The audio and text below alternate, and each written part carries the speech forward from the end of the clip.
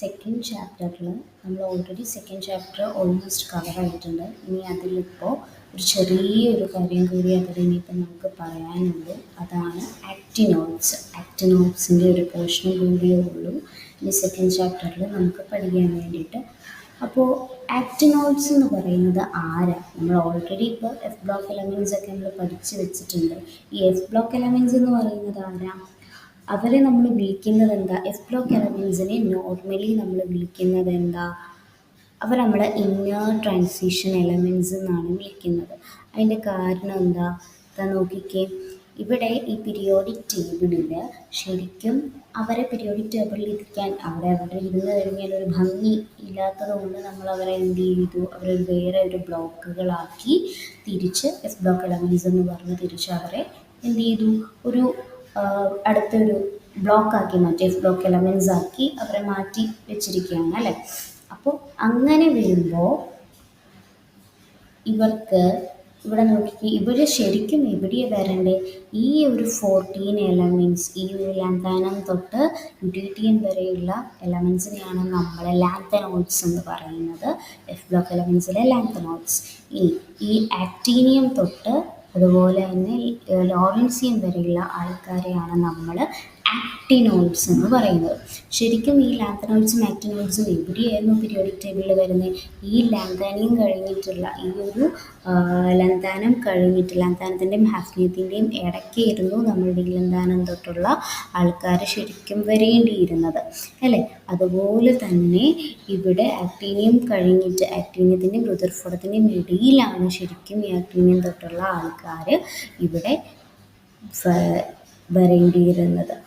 പക്ഷേ അവരെ അവിടെ വെച്ച് കഴിഞ്ഞാൽ ഒരു ഭംഗി ഉണ്ടാവില്ല. ഈ ഹാഫ്നിയത്തിൻ്റെയും റുദർഫോർഡത്തിൻ്റെയും ഒക്കെ ഇടയിലിരുന്നു നമ്മുടെ ലാന്തനൈഡ്സും ആക്ടിനൈഡ്സും ഒക്കെ ഇരിക്കേണ്ടിയിരുന്നത്. പക്ഷെ അവരെ അവിടെ വെച്ച് കഴിഞ്ഞാൽ ഒരു ഭംഗി ഉണ്ടാവില്ല.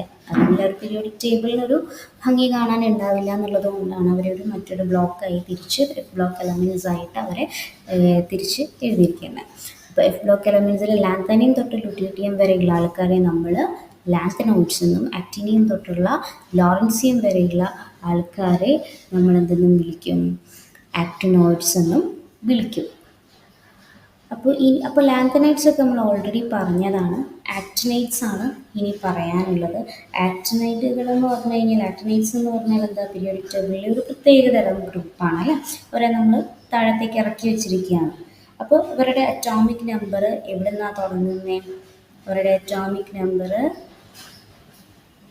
ഇതാ കണ്ടോ, 89 തൊട്ടാണ് അവരുടെ അറ്റോമിക് നമ്പർ സ്റ്റാർട്ട് ചെയ്യുന്നത് കേട്ടോ. 89 തൊട്ടാണ് അവരുടെ അറ്റോമിക് നമ്പർ സ്റ്റാർട്ട് ചെയ്യുന്നത്. പിന്നെ അതുപോലെ തന്നെ ആക്ടീനിയം എന്ന് പറയുന്നത് ഇപ്പോൾ പീരിയോഡിക് ടേബിളിൽ ഇപ്പം അറ്റോമിക് നമ്പർ ആക്ടീനിയത്തിൻ്റെ 89 ആണ്. ആക്ടീനിയം മുതൽ ലോറൻസിയം വരെയാണ്. ഈ ഒരു ആറ്റങ്ങൾ എഫ് ബ്ലോക്ക് എലമെൻറ്റ്സ് ആയതുകൊണ്ട് അവരെ നമ്മൾ എന്താ വിളിക്കുന്നത്? എഫ് ബ്ലോക്ക് എലമെൻറ്റ്സിനെ നമ്മൾ ഓൾറെഡി വിളിക്കുന്നത് ഇന്നർ ട്രാൻസിഷൻ എലമെൻറ്റ്സ് എന്നാണ്. കാരണം അവർ ശരിക്കും ഉള്ളിലിരിക്കേണ്ട ആൾക്കാരായിരുന്നു പീരിയോഡിക് ടേബിളിൻ്റെ. ഇപ്പം ഞാൻ നേരത്തെ പറഞ്ഞ പോലെ ഉള്ളിലിരിക്കേണ്ട ആൾക്കാരായിരുന്നു അല്ലേ. അവർ ശരിക്കും എവിടെയായിരുന്നു? ഇവർക്കിടയിൽ ഇരിക്കേണ്ട ആൾക്കാരായിരുന്നു. പക്ഷെ അവിടെ ഇരുന്നില്ല. അപ്പോൾ അവിടെ ഇരിക്കേണ്ട ആൾക്കാരായതുകൊണ്ട് തന്നെയാണ് നമ്മൾ അവരെ എന്തെന്ന് വിളിക്കുന്നത്? ഇന്നർ ട്രാൻസിഷൻ എലമെൻറ്റ്സ് എന്ന് വിളിക്കുന്നത്. അപ്പോൾ എഫ് ബ്ലോക്ക് എലമെൻറ്റ്സിനെ നമ്മൾ വിളിക്കുന്ന പേര് ഇന്നർ ട്രാൻസിഷൻ എലമെൻറ്റ്സ് എന്നാണ്. എഫ് ബ്ലോക്ക് എലമെൻറ്റ്സിനെ ഡി ബ്ലോക്ക് എലമെൻറ്റ്സിനാണെങ്കിൽ ട്രാൻസിഷൻ എലമെൻറ്റ്സ്, എഫ് ബ്ലോക്ക് ആകുമ്പോൾ ഇന്നർ ട്രാൻസിഷൻ എലമെൻറ്റ്സ്. ശരിക്കും അവരുടെ അകത്തിരിക്കേണ്ട ആൾക്കാരായതുകൊണ്ടാണ് ഇന്നർ ട്രാൻസിഷൻ എലമെൻറ്റ്സ് എന്ന് വിളിക്കുന്നത്. അപ്പം അതിൽ തന്നെ 2 സീരീസ് ഉണ്ട്. ലാന്തനോയിഡ്സും ഉണ്ട്, ആക്റ്റിനോയിഡ്സും ഉണ്ട്. ലാന്താനം കഴിഞ്ഞിട്ടുള്ളവർ ലാന്തനോയിഡ്സ് എന്നും, ആക്ടീനിയം കഴിഞ്ഞിട്ടുള്ള ആൾക്കാരെ ആക്റ്റിനോയിഡ്സ് എന്നാണ് വിളിക്കുന്നത്. അപ്പോൾ ഇതൊക്കെ നമുക്ക് അറിയുന്ന കാര്യങ്ങളാണ്, ബേസിക്കായിട്ട് നമുക്ക് അറിയുന്ന കാര്യങ്ങളാണ്. അപ്പോൾ ഈ ആറ്റങ്ങൾ എഫ് ബ്ലോക്ക് എലമെൻറ്റ്സ് ആയതുകൊണ്ടാണ് നമ്മൾ അവരെ എന്ത് വിളിക്കുന്നത്? ഇന്നർ ട്രാൻസിഷൻ എലമെൻറ്റുകളെന്ന് വിളിക്കുന്നത്. ആക്റ്റിനൈഡ് എന്ന പേര് വരാൻ കാര്യം എന്താ? ആക്ടീനിയം എന്നുള്ള ആറ്റത്തിൽ നിന്നാണ് ശരിക്കും ആക്റ്റിനൈഡ് എന്നുള്ള ഒരു പേര് വരാനുള്ള റീസൺ. ഓക്കെ. അപ്പോൾ ലാന്തനൈഡുകളെ പോലെ തന്നെ ഇവരും എന്താണ്? പീരിയോഡിക് ടേബിളിൻ്റെ താഴെ തന്നെ ഒരു പ്രത്യേക ഗ്രൂപ്പിലായിട്ടാണ് അവർ വെച്ചിരിക്കുന്നത്. ഇനി ഇവരുടെ ഒരു നേച്ചർ, ഈ ഒരു ലാന്തനൈറ്റ്സിൻ്റെ ആക്ടിനൈറ്റ്സിൻ്റെ ഒരു നേച്ചർ എന്ന് പറഞ്ഞു കഴിഞ്ഞാൽ എല്ലാ ആക്ടിനൈഡുകളും എന്താണ്, റേഡിയോ ആക്റ്റീവാണ്. റേഡിയോ ആക്ടിവിറ്റി ഇപ്പോൾ ഓൾറെഡി ഇപ്പോൾ പഠിച്ചിട്ടുണ്ട്, അപ്പോൾ അതെന്താണെന്ന് ഇനി ഞാൻ പറയേണ്ട കാര്യമില്ലായിരിക്കും. അപ്പോൾ എല്ലാ ആക്ടിനൈഡുകളും റേഡിയോ ആക്റ്റീവാണ്, അഥവാ അവർ ഇവയിൽ നിന്നൊക്കെ എന്തായിരിക്കും സ്വാഭാവികമായി എന്ത് ചെയ്യുന്നു, കുറച്ച് ഡിഫറെൻ്റ് ആണ്. അപ്പോൾ ഇതിൽ 5s 6d 7s ഓർബിറ്റലുകളിലൊക്കെ ഇലക്ട്രോണുകൾ എന്ത് ചെയ്യും, വന്ന് നിറഞ്ഞിരിക്കും. അതാണ് ഇവരുടെ ഒരു പ്രത്യേകത, ഇവരുടെ നേച്ചർ അതാണ്. ഇവരിൽ 5f-ലും 6d-ലും 7s-ലും ഒക്കെ എന്താണ്, 7s ഓർബിറ്റലുകളിലെല്ലാം ഇലക്ട്രോണുകൾ ഉണ്ടാവും, ഇലക്ട്രോണുകൾ നിറഞ്ഞിരിക്കും. അപ്പോൾ ആദ്യത്തെ ചില ആറ്റങ്ങൾ ഉണ്ടാവുമല്ലോ, ആദ്യത്തെ ചില ആറ്റങ്ങൾ എന്ന് പറയുമ്പോഴത്തേക്കും അത് കാണിച്ചു തരാം.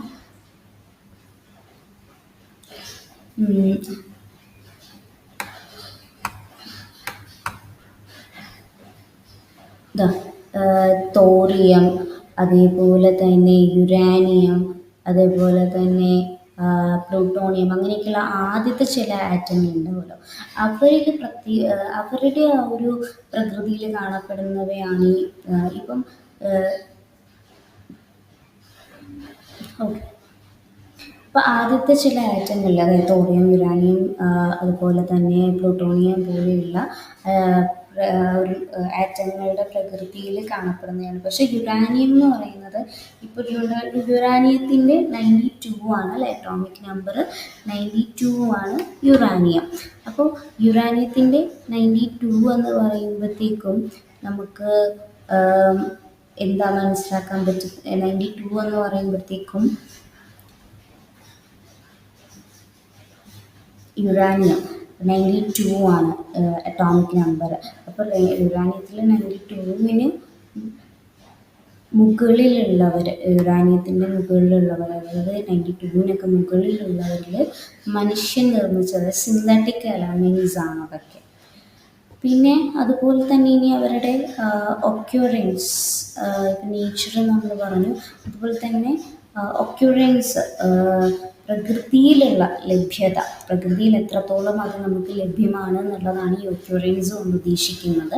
ഇപ്പോൾ പ്രകൃതിയിൽ നമ്മുടെ നേച്ചറിൽ ആക്ടീനിയം, തോറിയം, പ്രൊട്ടാക്ടീനിയം, യുറാനിയം എന്നിവ മാത്രമാണ് എന്തായിട്ട് പ്രധാനമായിട്ടും കോമൺലി നമുക്ക് കാണപ്പെടുന്നത് ഇവരെയൊക്കെയാണ് നമുക്ക് നാച്ചുറലി കാണാൻ പറ്റുന്നത് പ്രകൃതിയിൽ. ഇവ പ്രധാനമായിട്ടും എന്താണ്, ഓക്സൈഡ് ഫോസ്ഫേറ്റ് രൂപത്തിലാണ് നമുക്ക് കാണാൻ പറ്റുന്നത്. ഈ എലമെൻസിനെയൊക്കെ നമുക്ക് ഓക്സൈഡ് ഫോസ്ഫേറ്റ് രൂപത്തിലാണ് കാണപ്പെടുന്നത്. അപ്പം മെയിൻ ഓർസ് എന്താണെന്ന് ചോദിച്ചു കഴിഞ്ഞാൽ, ഇവരുടെ മെയിനായിട്ടുള്ള ഓറുകളാണ്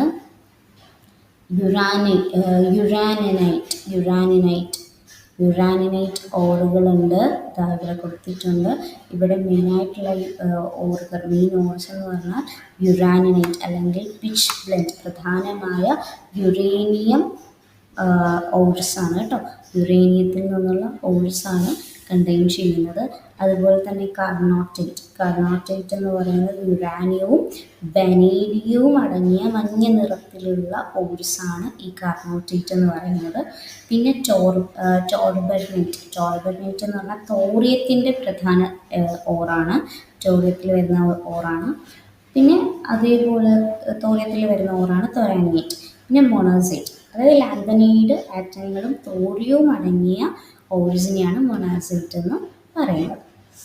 ഇനി എങ്ങനെയാണ് പ്രിപ്പറേഷൻ, ഈ ആക്ടിനൈറ്റ്സിനെ നമുക്ക് എങ്ങനെ പ്രിപ്പയർ ചെയ്യാം എന്നുള്ളതാണ് അടുത്തത് നോക്കാൻ പോകുന്നത്. ഇതിൽ ഫസ്റ്റ് കാര്യം എന്ന് പറഞ്ഞാൽ കെമിക്കൽ മെത്തേഡ്സ് വഴി എങ്ങനെ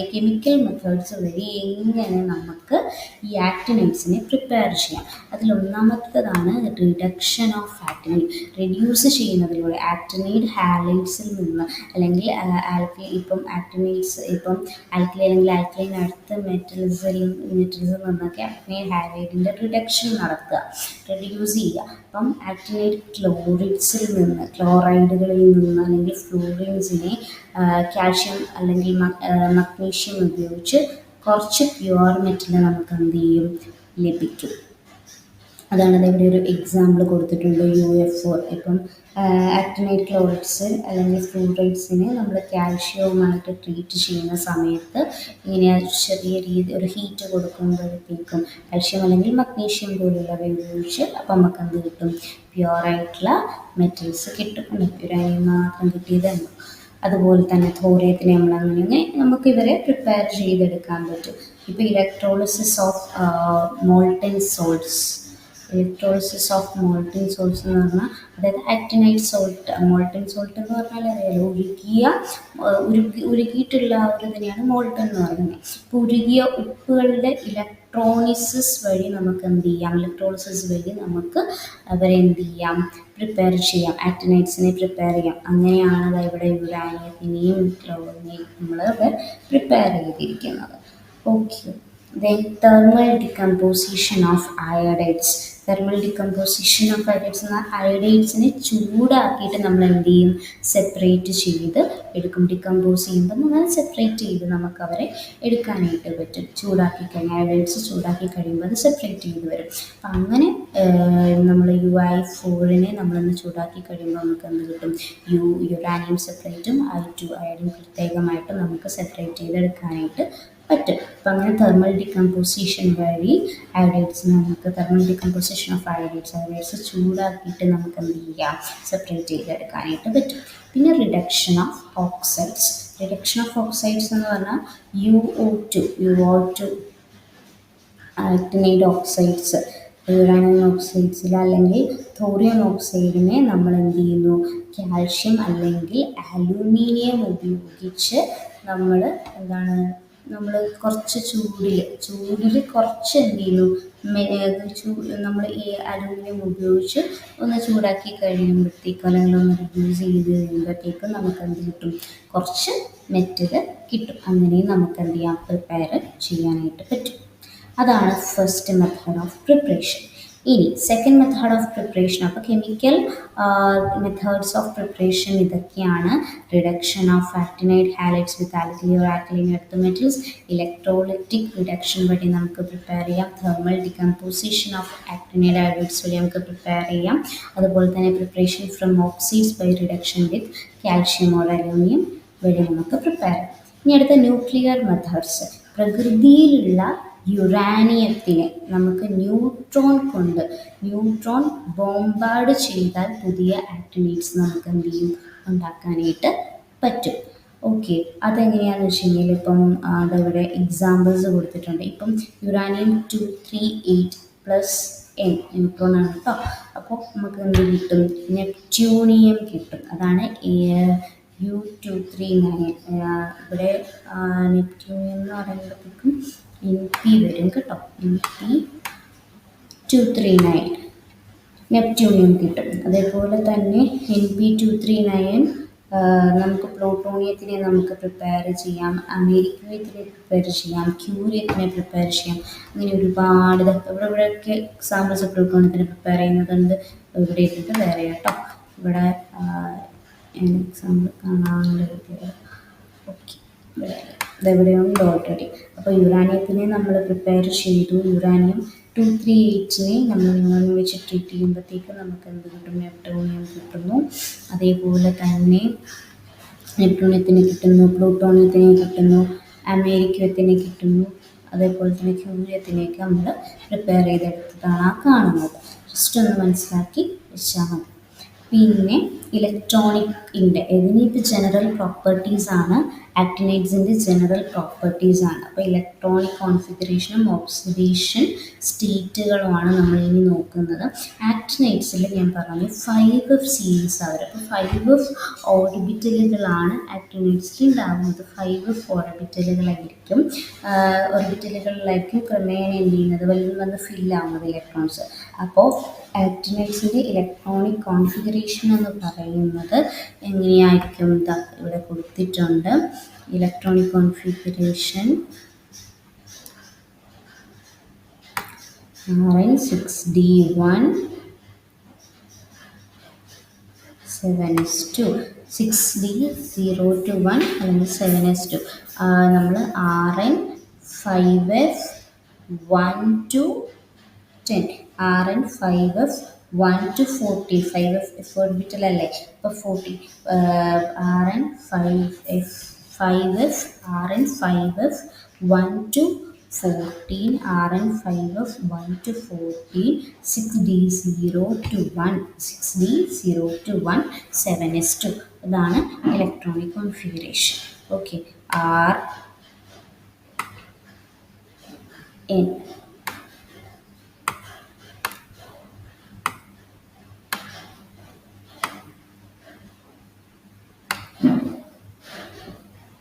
Five F1 1 to 14, 6d 0 to 1, 7s2. ഇതാണെന്ത് ഇലക്ട്രോണിക് കോൺഫിഗറേഷൻ ഓഫ് ആക്ടിനിറ്റ്സ്. അപ്പം +3 ഓക്സിഡേഷൻ സ്റ്റേറ്റ് ആയിരിക്കും സാധാരണയായിട്ട് ആക്ടിനിറ്റ്സിൽ സ്റ്റേബിളായിട്ട് വരുന്നത്, +3 ഓക്സിഡേഷൻ സ്റ്റേറ്റ്. പക്ഷെ ആദ്യത്തെയുള്ള ചില ആക്ടിനൈറ്റ്സിൽ +4, ആദ്യത്തേക്കുള്ള എലമെൻറ്റ്സ് ഉണ്ടല്ലോ, ആദ്യത്തേതായിട്ടുള്ള ആ ഒരു ആക്ടിനൈറ്റ്സ് എലമെൻറ്റ്സ് ഒക്കെ ഉണ്ടല്ലോ, തോറിയം പോലെയൊക്കെയുള്ള ആദ്യം വരുന്നവർ, അവരിൽ മെയിൻലി കാണുന്നത് +4, +5, +6, +7 ഓക്സിഡേഷൻ സ്റ്റേറ്റ് ഒക്കെ ആയിരിക്കും ആദ്യത്തെ ചില ആക്ടിനൈറ്റ്സ് കാണിക്കുന്നുണ്ടാവുക. ഇപ്പോൾ ഫോർ എക്സാമ്പിൾ പറയുകയാണെങ്കിൽ തോറിയത്തിന് +4 ഓക്സിഡേഷൻ സ്റ്റേറ്റ് ആണ്, അതെല്ലാം ഇവിടെ കൊടുത്തിട്ടുണ്ട് കണ്ടോ. തോറിയത്തിന് +4 ഓക്സിഡേഷൻ സ്റ്റേറ്റ് ആണ്, പ്രോട്ടോണിയത്തിന് പ്രൊട്ടാക്ടീനിയത്തിന് +5 ഓക്സിഡേഷൻ സ്റ്റേറ്റ് ആണ്, യുറാനിയത്തിന് +3, +4, +5, +6 ഒക്കെ കാണിക്കുന്നുണ്ട് യുറാനിയം. അതുപോലെ തന്നെ നെപ്റ്റ്യൂണിയം എന്താണ് +3 തൊട്ട് +7 വരെ എന്ത് ചെയ്യുന്നുണ്ട്, കാണിക്കുന്നുണ്ട് ഓക്സിഡേഷൻ സ്റ്റേറ്റ്. അമേരിക്കയും +3, +4 ഓക്സിഡേഷൻ സ്റ്റേറ്റ് ആണ് കാണിക്കുന്നത്, ക്യൂരിയം +3 ഓക്സിഡേഷൻ സ്റ്റേറ്റ് ആണ് കാണിക്കുന്നത്. അപ്പം +3 ഓക്സിഡേഷൻ സ്റ്റേറ്റ് സാധാരണയായിട്ട് കാണിക്കും, അതാണ് സ്റ്റേബിൾ. പക്ഷേ ആദ്യത്തിലുള്ള കുറച്ച് ആക്ടിനൈറ്റ്സുകളൊക്കെ എന്ത് ചെയ്യും, +4, +5, +6, +7 എല്ലാം കാണിക്കും. ഓക്കെ, നമ്മുടെ അമേരിക്കൻ ക്യൂരിയം എന്താണ് കാണിക്കുന്നത്, +3 ഓക്സിഡേഷൻ സ്റ്റേറ്റ്. അമേരിക്കൻ +3ഉം +4ഉം കാണിക്കും കേട്ടോ. ഓക്കെ,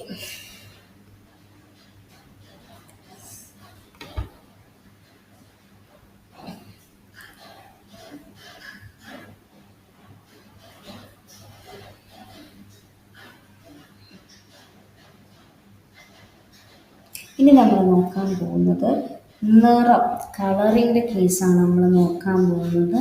ഇവിടെ ഇപ്പോൾ ഒരു ഓക്സിഡേഷൻ സ്റ്റേറ്റ് ആണ് കേട്ടോ, ഓരോ എലമെൻസിൻ്റെയും ഓക്സിഡേഷൻ സ്റ്റേറ്റ് ആണ്. നമ്മുടെ actinides എലമെൻസിൻ്റെ symbol, atomic number, electronic configuration അവർ കാണിക്കുന്ന ഓക്സിഡേഷൻ സ്റ്റേറ്റുകളാണ് ഈ ബോക്സിൽ കാണിക്കുന്നത്. റെഫർ ചെയ്യുക കേട്ടോ, മനസ്സിലാക്കിയെടുക്കുക. അതിൽ അവരുടെ ഓരോ ഇലക്ട്രോണിക് കോൺഫിഗറേഷനും അവർ കാണിക്കുന്ന ഓക്സിഡേഷൻ സ്റ്റേറ്റും ആണ് ഇവിടെ കൊടുത്തിരിക്കുന്നത്. ഈ Rn എങ്ങനെ വന്നു എന്ന് ചോദിച്ചു കഴിഞ്ഞാൽ, നമ്മളിപ്പോൾ ക്രിപ്റ്റനും ആർഗനും ഒക്കെ എഴുതത്തില്ല, നമ്മൾ നോബൽ ഗ്യാസിനെ വെച്ചിട്ടല്ലേ നമ്മൾ എന്ത് ചെയ്യുന്നത്, ഇലക്ട്രോണിക് കോൺഫിഗറേഷൻ എഴുതുന്നത്. അതുപോലെ ആക്ടിനൈറ്റ്സിൻ്റെ കേസിൽ നമ്മൾ Rn വെച്ചിട്ടാണ് നമ്മൾ എന്ത് ചെയ്യുന്നത്, Rn വരെയുള്ള ആൾക്കാരെ നമ്മൾ അവിടെ എഴുതും. പിന്നെ അത് കഴിഞ്ഞിട്ടേ നമ്മൾ എന്ത് ചെയ്യത്തുള്ളൂ, ബാക്കി ആൾക്കാരെ നമ്മൾ എഴുതത്തുള്ളൂ കേട്ടോ. അതുകൊണ്ട് Rn ആണ് അവിടെ അങ്ങനെ ഇലക്ട്രോണിക് കോൺഫിഗറേഷനിൽ കാണിക്കുന്നത്. ഈ ഒരു ഫിഗർ നോക്കിയാൽ മനസ്സിലാവും. Rn കണ്ടോ, Rn എന്ന് പറയുന്നത് ആരാ, റാഡൻ ആണ്. റാഡൻ എന്ന് പറയുന്നത് 86 ആണ് അറ്റോമിക് നമ്പർ, ഒരു നോബൽ ഗ്യാസ് ആണ്. സോ 86 വരെയുള്ള ആൾക്കാരെ നമ്മൾ എന്ത് ചെയ്യേണ്ട, എഴുതണ്ട. 1s2 2s2 എന്ന് പറഞ്ഞാൽ അങ്ങനെ ഇലക്ട്രോണിക് കോൺഫിഗറേഷൻ നീട്ടി പിടിച്ചൊന്നും എഴുതണ്ട. Rn എഴുതിയിട്ട് നമ്മൾ എന്ത് ചെയ്താൽ മതി, ബാക്കി ഇലക്ട്രോൺസ് ഫില്ലാവുന്ന ഇലക്ട്രോണിക് കോൺഫിഗറേഷൻ മാത്രം അവിടെ എഴുതി കൊടുത്താൽ മതി. അതിനാണ് അങ്ങനെ Rn അവിടെ കാണിക്കുന്നത്. ഓക്കെ, അപ്പോൾ അതാണ് ഇവിടെ ആക്ടിനൈറ്റ്സ് എലമെൻസിനെ കാണിച്ചിട്ടുണ്ട്, അവരുടെ സിംബൽ കാണിച്ചിട്ടുണ്ട്, അറ്റോമിക് നമ്പർ കാണിച്ചിട്ടുണ്ട്, ഇലക്ട്രോണിക് കോൺഫിഗറേഷൻ കാണിച്ചിട്ടുണ്ട്, ഓക്സിഡേഷൻ സ്റ്റേറ്റ് കാണിച്ചിട്ടുണ്ട്. ഓക്കെ,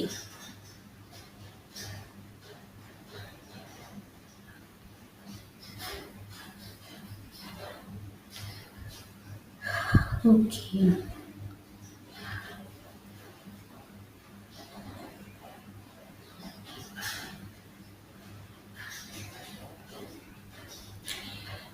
ഇനി നമ്മൾ colour and spectral properties of actinides, കളറും അതുപോലെ തന്നെ സ്പെക്ട്രൽ പ്രോപ്പർട്ടീസ്, ആക്ടിനൈറ്റ്സിൻ്റെ കളറും അതുപോലെ തന്നെ സ്പെക്ട്രൽ പ്രോപ്പർട്ടീസും. ആക്ടിനൈറ്റ് അയണുകൾക്ക് +3 ഓക്സിഡേഷൻ സ്റ്റേറ്റിൽ വ്യത്യസ്ത നിറങ്ങളായിട്ടാണ് അത് കാണപ്പെടുന്നത്.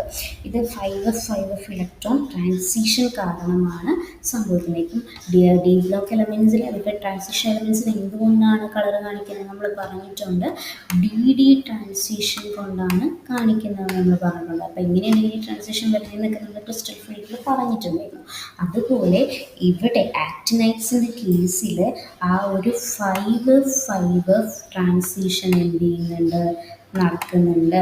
5 ട്രാൻസിഷൻ, ഇലക്ട്രോണുകൾ 5fൽ നിന്ന് 5fലേക്ക് ട്രാൻസ്ഫർ ആകുന്നുണ്ട്. ആ ഒരു 5 ഇലക്ട്രോൺ ട്രാൻസിഷൻ കാരണമാണ് അവിടെ കളറ് സംഭവിക്കുന്നത്. ഓക്കെ. ഇപ്പോൾ ഉദാഹരണം പറയുകയാണെന്നുണ്ടെങ്കിൽ U3+ എന്ന് പറയുന്നത് റെഡിൽ നിന്ന് എന്തായി മാറുന്നു, റെഡ് വയലറ്റ് ആയിട്ട് നമുക്ക് കാണാൻ പറ്റുന്നു. U3 റെഡ് വയലറ്റ് ആയിട്ട് കാണാൻ പറ്റുന്നു. അതേപോലെ Ap3 പേൽ വയലറ്റ് ആയിട്ട് നമുക്ക് കാണാൻ പറ്റുന്നു. പേൽ വയലറ്റ് എന്ന് പറഞ്ഞാൽ ചെറിയ പർപ്പിൾ കളറാണ് നമ്മൾ ഉദ്ദേശിക്കുന്നത്. പിന്നെ Am3+ നമുക്ക് കാണാൻ പറ്റുന്നത് പിങ്ക് ആയിട്ടാണ് നമുക്ക് കാണാൻ പറ്റുന്നത്. എങ്ങനെ? ആക്വസ് സൊല്യൂഷൻ, വെള്ളം ചേർന്ന സൊല്യൂഷൻ, അതാണ് ആക്വസ് സൊല്യൂഷൻ. അപ്പം ലാന്തനൈഡുകളെ അപേക്ഷിച്ച് നമ്മുടെ ആക്ടിനൈറ്റ്സിലെ നിറങ്ങൾ കൂടുതൽ എന്തായിരിക്കും, ശക്തവും വ്യത്യസ്തവുമായിരിക്കും. ആരെ നോക്കിക്കഴിയുമ്പോൾ നമ്മുടെ ലാന്തനൈറ്റ്സുകളെ അപേക്ഷിച്ച് നോക്കിക്കഴിഞ്ഞാൽ ആക്ടിനൈറ്റ്സിൻ്റെ നിറവും അതേപോലെ തന്നെ അവരുടെ ആക്ടിനൈറ്റ്സിൻ്റെ നിറമായിരിക്കും ലാന്തനൈഡുകളെ അപേക്ഷിച്ച് നോക്കുമ്പോൾ കൂടുതൽ സ്ട്രോങ് ആയിട്ടും ഇരിക്കുക. സ്ട്രോങ്ങും ആയിരിക്കും, അത് വളരെ വ്യത്യസ്തമായിരിക്കും, ഡിഫറെൻ്റ് ആയിരിക്കും. കാരണം 5f ഇലക്ട്രോണുകൾ പുറത്ത് കൂടുതൽ എന്ത് ചെയ്യുന്നുണ്ട്, കാണപ്പെടുന്നുണ്ട്. 5f ഇലക്ട്രോണുകൾക്ക്, കാരണം 5fൽ ഇലക്ട്രോൺസ് അല്ല, അപ്പോൾ 5f ഇലക്ട്രോൺസ് കൂടുതലായിട്ട് കാണപ്പെടുന്നത് കൊണ്ട് തന്നെ അവിടെ എന്താണ്, ലാന്തനൈഡുകളെ അപേക്ഷിച്ച് നോക്കുമ്പോൾ നിറങ്ങൾ എന്തായിരിക്കും, കൂടുതൽ സ്ട്രോങ് ആയിരിക്കും, ഡിഫറെൻ്റ് ആയിരിക്കും. ബിക്കോസ് ഓഫ് 5f ഇലക്ട്രോണുകൾ പുറത്ത് കൂടുതലായിട്ട് കാണപ്പെടുന്നതുകൊണ്ട്. ഇനി എങ്ങനെയാണ് ഒരു കോംപ്ലക്സ് ഫോം ചെയ്യുന്നത് എന്നുള്ളതാണ് ഇനി പറയുന്നത്. ഓക്കെ. ഒരു കോംപ്ലക്സ് ഫോം ചെയ്യുന്നത് എങ്ങനെയാണെന്ന് വെച്ച് കഴിഞ്ഞാൽ ആക്ടിനൈറ്റ്സിൽ വലിയ അയോണിക് വലിപ്പം, ആക്ടിനൈറ്റ്സ് നമുക്ക് വലിയ അയോണിക് വലിപ്പവും കൂടുതൽ ബോണ്ടിങ്ങും ഓർബിറ്റലുകൾ ഉള്ളത് കൊണ്ട്, അതുപോലെ വലിയ അയോണിക് വലിപ്പം ഉണ്ടാവും, അതുപോലെ തന്നെ കൂടുതൽ ബോണ്ടിങ് ഓർബിറ്റലുകളും ഉള്ളതുകൊണ്ട് അവ ഭയങ്കര സ്ട്രോങ് കോംപ്ലക്സുകളായിട്ടായിരിക്കും ഫോം ചെയ്യുന്നത്. ഇപ്പോൾ ആക്ടിനൈറ്റ്സ് എന്ന് പറയുമ്പോൾ ഏറ്റവും താഴെയുള്ള സീരീസ് അല്ലേ, അപ്പോൾ അവരെന്ന് പറയുന്നത് എന്താ, അവർക്ക് നല്ല അയണിക് സൈസ് എന്ന് പറയുന്നത് വലിയതായിരിക്കും അല്ലേ. അപ്പം ആക്ടിനൈറ്റ്സിൻ്റെ അയണിക് സൈസ്, അവർ വലിയ സൈസുള്ള ആൾക്കാരല്ലേ, അപ്പോൾ ആക്ടിനൈറ്റ്സിന് നല്ല സൈസ് ഉണ്ടാവും.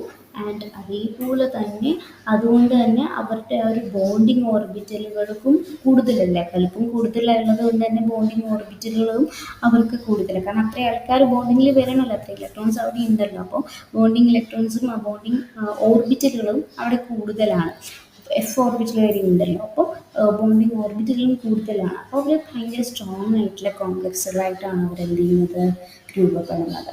ഇവിടെ എഴുതിയിട്ടുണ്ട്, strong tendency to form complex compounds due to their large ionic sizes and the availability of 5f 6p and 7s orbitals for bonding.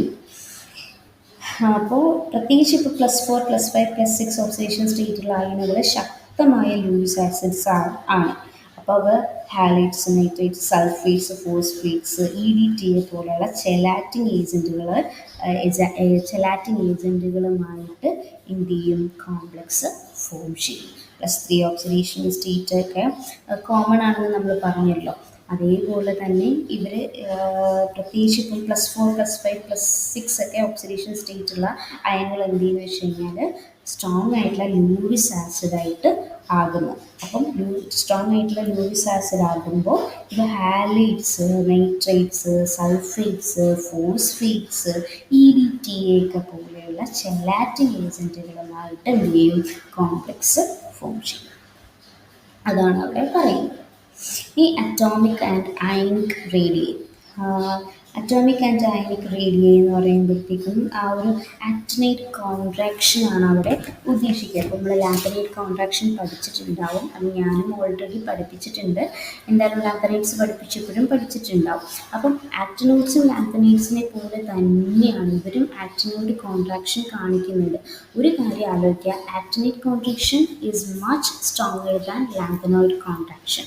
അപ്പം ആക്ടിനോയിഡ് ലാന്തനോയിഡ് കോൺട്രാക്ഷൻ നമ്മൾ പഠിച്ച പോലെ തന്നെയാണ് ആക്ടിനോയിഡ് കോൺട്രാക്ഷൻ ഇസ് മച്ച്. പക്ഷേ ഒരു കാര്യം ആലോചിക്കും, ആക്ടിനോയിഡ് കോൺട്രാക്ഷൻ ആയിരിക്കും സ്ട്രോങ്ങർ ആരെക്കാളും ലാന്തനോയിഡ് കോൺട്രാക്ഷനേക്കാളും. എന്തുകൊണ്ടെന്ന് വെച്ച് കഴിഞ്ഞാൽ കാരണം 5Fൻ്റെ ഷീൽഡിങ് എഫക്റ്റ് നമ്മളുടെ ലാന്തനോയിഡ്സ് എന്ന് പറഞ്ഞാൽ 4F സീരീസ് ആയിരുന്നു, ആക്ടിനോയിഡ്സ് എന്ന് പറഞ്ഞാൽ 5F സീരീസാണ്. 5F സീരീസ് ആകുമ്പോഴത്തേക്കും 5Fൻ്റെ ഷീൽഡിങ് എഫക്റ്റ് 4Fനേക്കാൾ വളരെ കുറവായിരിക്കും. ഓക്കെ, 5Fൻ്റെ ഷീൽഡിങ് എഫക്റ്റ് എന്ന് പറയുന്നത് 4Fനേക്കാളും കുറവായിരിക്കും. അപ്പോൾ 5Fന് വളരെ പുവർ ഷീൽഡിംഗ് ആണ് when it compare to 4F. അതുകൊണ്ട് തന്നെ ഇതിൻ്റെ കോൺട്രാക്ഷൻ ഗ്രേറ്റർ ആയിരിക്കും. കാരണം 4F കഴിഞ്ഞിട്ടുള്ള ആളല്ലേ 5F. അപ്പോൾ ഷീൽഡിങ് കൂടുതലായിരിക്കില്ലേ, ഷീൽഡിങ് എഫക്റ്റ് അപ്പം വളരെ കുറവായിരിക്കും അല്ലേ, ഷീൽഡിങ് എഫക്റ്റ് വളരെ പുവർ ആയിരിക്കും. വളരെ പുവർ ഷീൽഡിങ് ആയിരിക്കും 5F ഓർബിറ്റൽസിന് ഉണ്ടാവുക. അതുകൊണ്ട് തന്നെ അവരെന്തായിരിക്കും കോൺട്രാക്ഷൻ ഈ ലാന്തനൈഡിൻ്റെ ലാന്തനൈഡ് കോൺട്രാക്ഷനേക്കാളും ആക്ടിനൈഡ് കോൺട്രാക്ഷൻ ആയിരിക്കും ഇസ് ഗ്രേറ്റർ. ഓക്കെ, ഇപ്പം ആക്ടീനിയം മുതൽ ലോറൻസിയം വരെയുള്ള നമ്മളിങ്ങനെ പോകുമ്പോൾ അറ്റോമിക് അയണിക് വലിപ്പം എന്തായിരിക്കും, ക്രമേണ കുറഞ്ഞല്ലേ വരുന്നത്. ഇപ്പോൾ അതായത് ഇവിടുന്ന് ഇവിടേക്ക് പോയി കഴിയുമ്പോഴത്തേക്കും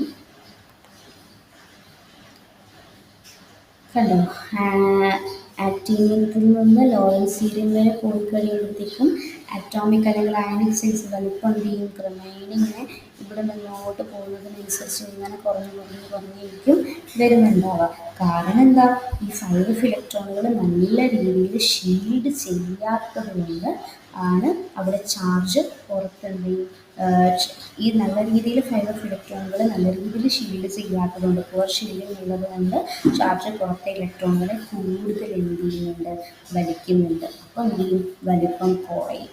മനസ്സിലായോ, അവിടെ ഒരു ലാന്തനൈഡ് അവിടെ ഒരു പുവർ ഷീൽഡിങ് എഫക്റ്റ് ആയിരിക്കും നടക്കുന്നത്. പുവർ ഷീൽഡിങ് എഫക്റ്റ് നടക്കുന്നത് കൊണ്ട് തന്നെ ഈ ന്യൂക്ലിയസിൻ്റെ ചാർജ് ആ ഔട്ടർമോസ്റ്റ് ഷെല്ലിലുള്ള ഇലക്ട്രോൺസിൽ വരെ എത്തുന്നുണ്ട്. അപ്പോൾ അങ്ങനെ എത്തുമ്പോഴത്തേക്കും ന്യൂക്ലിയസ് എന്ത് ചെയ്യും, ന്യൂക്ലിയസ് ആ ചാർജ് ഉപയോഗിച്ച് ആ ഇലക്ട്രോൺസിനെല്ലാം തൻ്റെ അടുത്ത് വലിച്ച് അടുപ്പിക്കാൻ ശ്രമിക്കുന്നിടത്തോളം ആറ്റം ചെറുതായി വരുമല്ലോ. അങ്ങനെ ഇലക്ട്രോണുകളെ ആ ഒരു ചാർജ് പുറത്തെ ഇലക്ട്രോണുകളെ എല്ലാം ഔട്ടർമോസ്റ്റ് ഇലക്ട്രോണുകളെ എല്ലാം കൂടുതൽ വലിക്കുന്നത് കൊണ്ട് എന്ത് ചെയ്യും, സൈസ് കുറയും. അതുകൊണ്ടാണ് ആക്ടീനിയത്തിൽ നിന്ന് ലോറൻസിയത്തിലേക്ക് പോകുന്ന സമയത്ത് ഓട്ടോമാറ്റിക്കലി ക്രമേണ എന്ത് ചെയ്യുന്നത്, സൈസ് കുറയുന്നത്. മനസ്സിലായോ?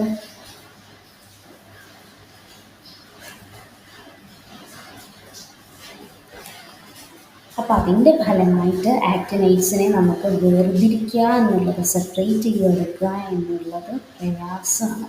അപ്പം കൂടുതലും എന്താണ് നമ്മളുടെ ഒരു കെമിക്കൽ നേച്ചർ എന്തായിരിക്കും, കൂടുതൽ സിമിലർ ആയിരിക്കും +3 ഓക്സിഡേഷൻ സ്റ്റേറ്റിൽ.